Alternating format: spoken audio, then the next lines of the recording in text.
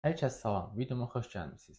Bu videoda mən sizlərlə ingilis dili öyrənərkən istifadə etdiyim alətləri paylaşacağam. İllərdir ingilis dili öyrənərkən müxtəlif alətlər yoxlamışam. Paylaşacağım bu alətlər vasitəsilə siz writing, reading, speaking, listening kimi bacarıqlarınızı inkişaf elətdirə bilərsiniz. Bunlardan birincisi podkastdır. Podkastda siz həm söz bazanızı artıra bilərsiniz, həm də listening bacarığınızı artıra bilərsiniz. Ən sevdiyim podkastlardan biri Easy Stories in English podkastıdır. Platformalarda siz bu podkastı tapa bilərsiniz. Spotify, Apple Podcast, YouTube, hətta öz veb saytı belə var. Bu podkastı nəyə görə sevirəm? Bu podkast kanalında siz müxtəlif səviyyələrdə ingilis dilində maraqlı, gülməli hekayələr tapa bilərsiniz və həmçinin dinlədiyiniz bu hekayələrin transkriptini də, yəni yazılı formasında oxuya bilirsiniz eyni zamanda. Və siz həm yeni sözləri eşidirsiniz, həm də yeni sözləri görürsüz.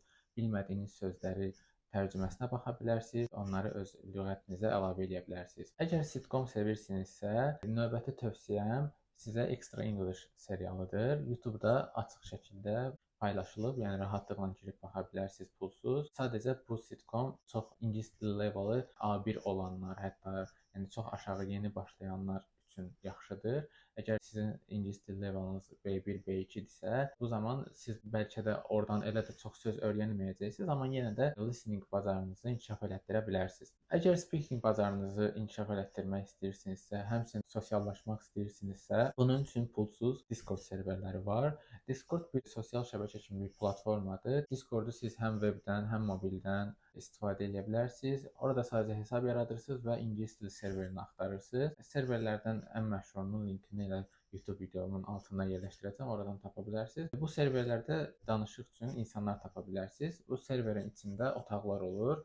Hər otaqda maksimum məsəl üçün 5-6 nəfər limiti olur və bununla da çox belə qarşılıqlı problemi də aradan qalxmış olur. Siz orada sadəcə boş yer olan otaq tapırsınız, daxil olursunuz və daxil olarkən də çox zaman elə orada görəcəksiniz ki, nəsə haqqında söhbət gedir, nədənsə danışırlar. Siz də elə qoşulursunuz onlara və müxtəlif mövzulardan, müxtəlif ölkələrdən insanlarla tanış olursunuz. Onlarla ingilis dili praktik edirsiniz, sosiallaşırsınız və listening, həmçinin də speaking bacarıqlarınızı inkişaf etdirmiş olursunuz. Dördüncü paylaşacağım alət isə real insanlarla tanış ola biləcəyiniz, söhbət edə biləcəyiniz platformalardır. Bu platformalar məsələn Speaky və Tandem kimi applər var. Bu platformalarda siz daxil olursunuz, qeydiyyatdan keçirsiniz. Qeydiyyatdan keçərkən sizin ana dilinizi seçirsiniz. Məsələn, Azərbaycan dili və öyrənmək istədiyiniz dili seçirsiniz. Məsələn, ingilis dili. Daha sonra dünyanın digər nöqtələrindən insanlar sizin önünüzə çıxır, hansı ki onların ana dili fərqlidir,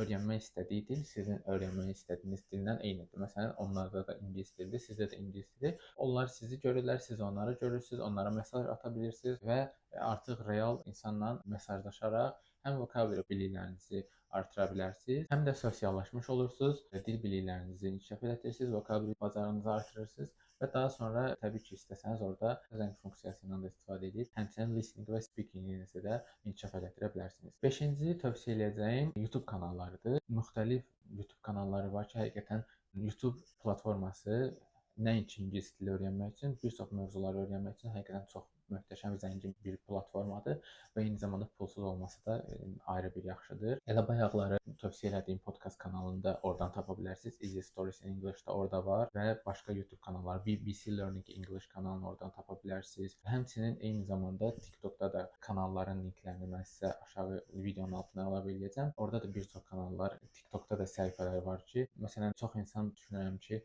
TikTokda çox zaman keçiririk, Instagramda və yaxud TikTokda. Bu zamanımızı daha səmərəli istifadə edə bilərik. Həmin ingilis dilində maraqlı videolar paylaşılan səhifələri izləyərək elə onların videoları qarşımıza çıxdığı zaman daha səmərəli və yararlı olmuş olar bizim üçün. 6-cı tövsiyə edəcəyim öz gününüzü günün sonunda not olaraq telefonunuza və ya kompüterinizdə gününüz necə keçdi özünüz üçün yaza bilərsiniz. İngilis dilində yazmağa çalışın təbii ki. Bilmədiyiniz sözləri translate-dən baxa bilərsiniz. Yəni orada bir problem yoxdur. Zaten burada məsələ sizin öyrənməyinizdir.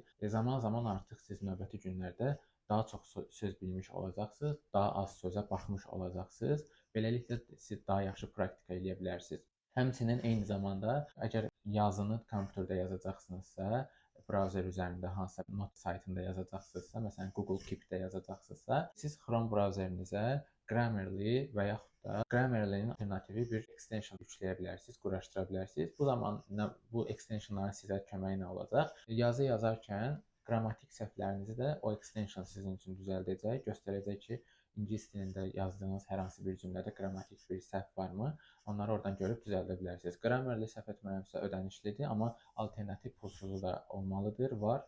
Mən öz istifadə etdiyimi videonun altında onu da paylaşacağam.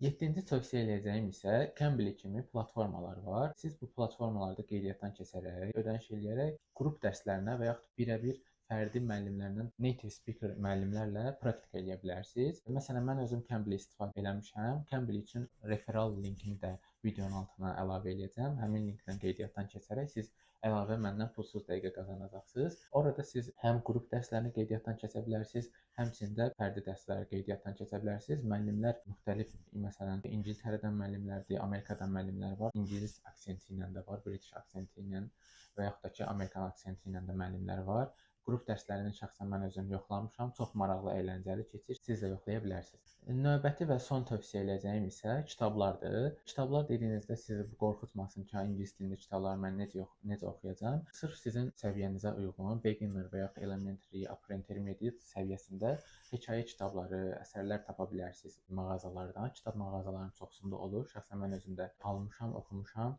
Həmin bu kitablar necə olur? Kitabın sol tərəfində ingilis dili versiyası, sağ tərəfində də həmin səhifənin tərcüməsi, düz o səhifənin önündə, digər tərəfində, yanındakı səhifədə Azərbaycan dilində tərcüməsi yazılır.